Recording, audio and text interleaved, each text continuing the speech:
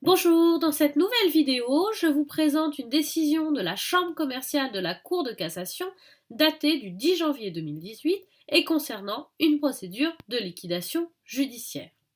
En l'espèce, une société avait été mise en redressement judiciaire puis en liquidation.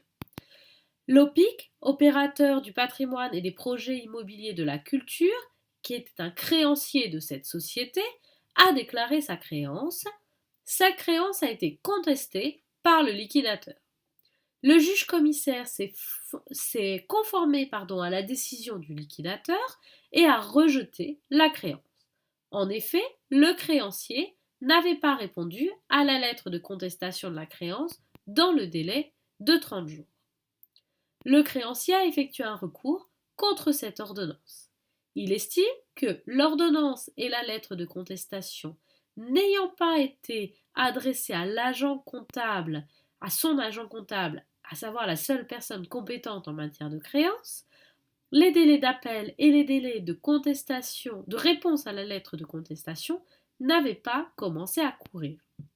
La Cour d'appel de Versailles, dans une décision du 19 mai 2016, a donné raison au créancier.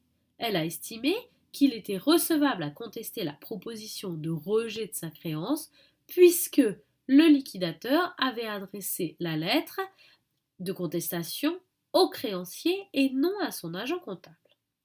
Le liquidateur et le débiteur ont alors formé un pourvoi en cassation. La question qui était posée à la Cour est donc désormais celle de la personne à laquelle doit être envoyée d'ailleurs, la lettre de contestation.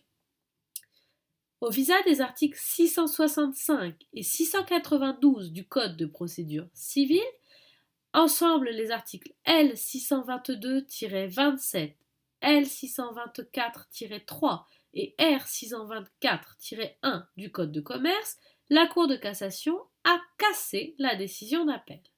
Elle a constaté que l'envoi avait été fait au créancier, ce qui valait avis de contestation sans qu'il soit nécessaire d'adresser le document au comptable lui-même.